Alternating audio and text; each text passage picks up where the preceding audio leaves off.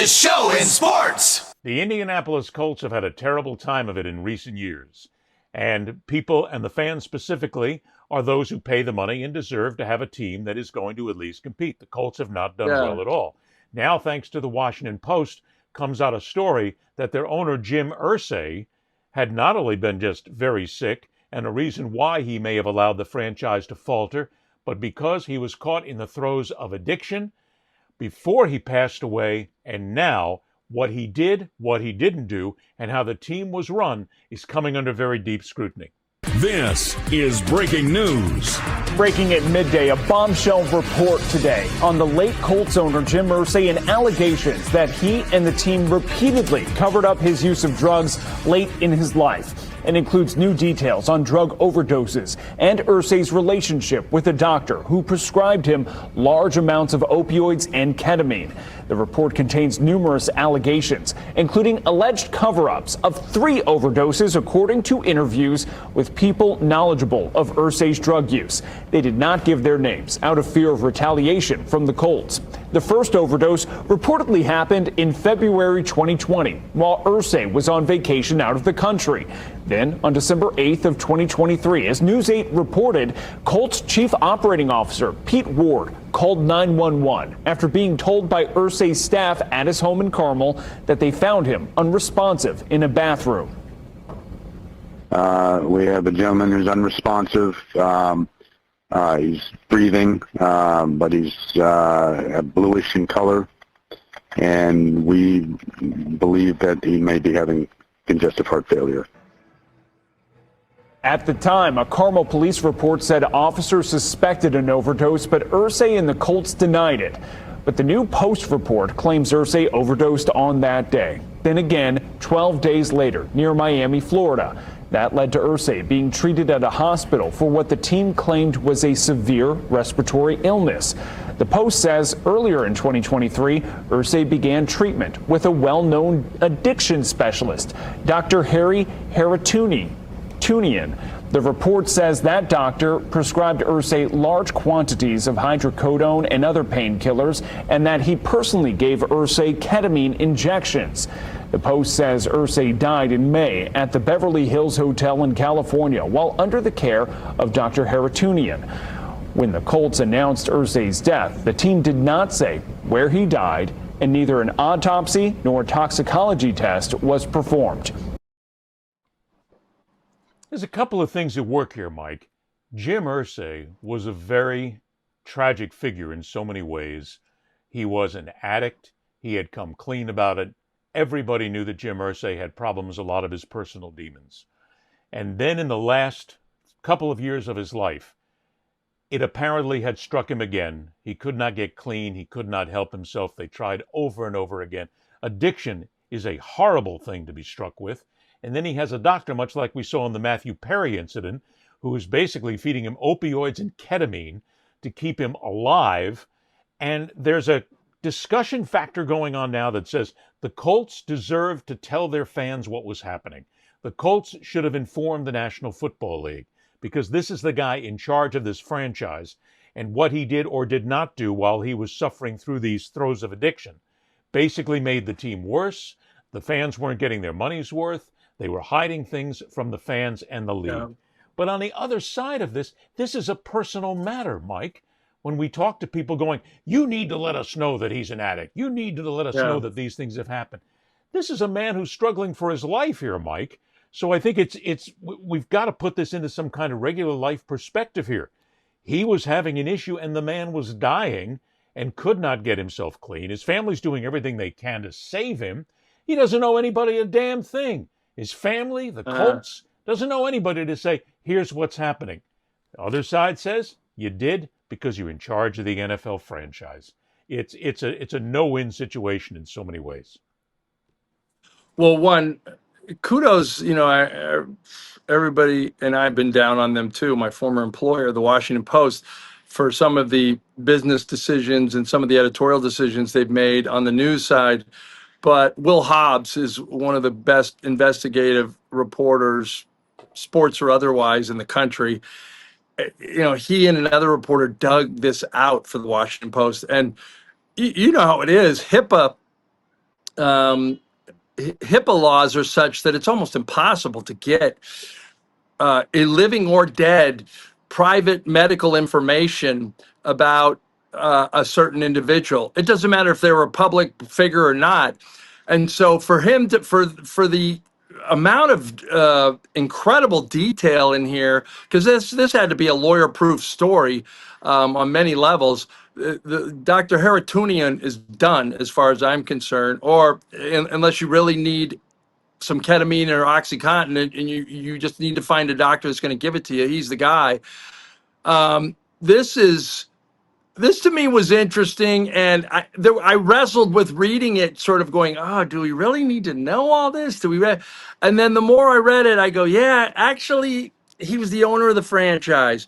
He was in charge of major decisions, and to what they did was essentially the Colts and Irsay and his daughters, who now own the team, they performed a ruse over society. Not only that, they went as far as they had a foundation that basically helped people in addiction. This was all about this foundation was propped up by the fact that Jim Irsay had overcome, or he was in recovery. Well, Now, see, I'm there not going it to is. give a hard time. That's exactly where we're at here, Mike. I mean, they basically now, kept look, things as hidden as they could. But again, it comes down to the personal versus the professional side of things here. I'm not sure that they owed anybody anything to tell them what was going on with Irsay. But okay, forget about the fans for a minute, because who cares? Unless they were shareholders of the company, screw them. The people The that fans are the ones who basically deserve, pay the freight, and they expect to have a competitive team, and they didn't have one for a couple of years because Jim Irsay I don't was know sick if and it was wasn't about, taking care of the franchise. I don't know if it was about Jim Irsay's addiction, but I don't like the fact that look, Jim Irsay was going to die the way he wanted to die at some point, and it's like Prince or Elvis or shoot anybody, Michael Jackson for that matter. He found a doctor that would inject him with, oh my God, was it what propofol? Have you ever had? I had a colonoscopy a few years ago, Ed. They gave me propofol. I don't think I was asleep for 10 minutes. It was the greatest sleep of my life. I mean, I don't even remember falling asleep. I don't even remember getting up. Ladies It was and gentlemen, so Mike Wise amazing. has uncovered the only good thing about having a colonoscopy, and that's the small amount of propofol you get that puts you to sleep. Well, because it's if you've enough never to, it had was one before, and, kids, wait until you get it. You're like that, and you're gone. I mean, it's like, those drugs are dangerous, Ambien, Yes. all of them, but this one, like especially ketamine, I mean, it's dangerous, and so you found a doctor to give you medication that no genuine No legitimate medically and doctor would morally. put somebody on opioids and ketamine, and we saw Right, the right. And this exact guy same was thing going with to. Matthew Perry. So I think that's a bigger story here, Mike. The bigger story So, is but not I. necessarily with the Colts, but it's the fact that we Yes. once again have an individual, a well-known individual, a wealthy individual, who has one of these unscrupulous doctors hanging around him, basically shoveling pills and meds and everything else they can Right. to basically make a ton of money on their side and to try and keep him alive. When at one point, this guy's addicting his patient. He's only making it worse. Not only It's a bigger he's issue. he's feeding into his addiction. There was at one point where he had all these trips back and forth in the story to was it Palm Springs, wherever Dr. Haratunian was. I think it was So Palm Springs, yeah. Indianapolis to Palm Springs. At one point, his jet was on the tarmac for 33 minutes, Ed. 33 minutes he went to get to get those drugs and flew back to Indianapolis. So so I guess what I'm saying is, yeah, let's put this guy on trial. Let's put the doctor on trial. The enablers next to him. I can't remember Ward's first. He's the COO. He's the chief financial officer of the team. He's the guy making the calls to 911, lying to the medical emergency The first personnel. responders. Yeah. The first responder, the EFM, or not the EFMs, the EMTs. but the EMTs, he's telling them it's a heart issue when he knows damn well he's put drugs into his body that they saved him once with what is it? What's the thing you stab into you? Narcan. Narcolone, Narcan. Narcan. So they gave him some Narcan at some point. An officer said this was an overdose, and the Colts tried to hide it. And these are the people that I wouldn't want to be around. These are the people that are. And there's that bigger issue here because again, not trying to cast aspersions here, but did his family know? Did his daughters know? Were they allowing I'm this sure doctor his to come in and daughters basically knew. jack this guy up on opioids and ketamine? Look, I just went through a very difficult time when my father passed, and we went through all of this with all this medication that was there. And I'm going, no, wait, stop. And even the people that I was talking to said it was a good call because we could have kept him alive for years, just jacking him up, putting all kinds of drugs in his system, basically making him a zombie. Was the family allowing this? Did they know this? Did they readily say, yeah, stick my dad up with ketamine I don't know and if make him I don't better? know if Something's wrong there. That's a bigger issue. I don't know if every one of them knew it, but Somebody you had to read. know. I would steer. We got to steer people to this story on the site. I'm not saying you have to get a Washington Post subscription to read it, but it's worth it because it definitely goes into how much it's like a small thing and a huge thing in life. Like the reason I'm where I'm at, and maybe the reason why you're at, is because at some point you surrounded yourself with people in your life that told you what you needed to hear as opposed to what you wanted to hear. Jim Irsay, he probably didn't have a lot of friends. People that rich don't. And what happens is your friends become your friends are your employees. There's no equitable relationship. Right. You're still the boss of them, and they do what you want to if they want to maintain friendship. He got rid of a nurse that basically tried to hide his medication in Beverly Hills or somewhere where he died, and she was basically led out of the premises by hotel security guards because he wanted her fired. So in her in her good conscience, she could not.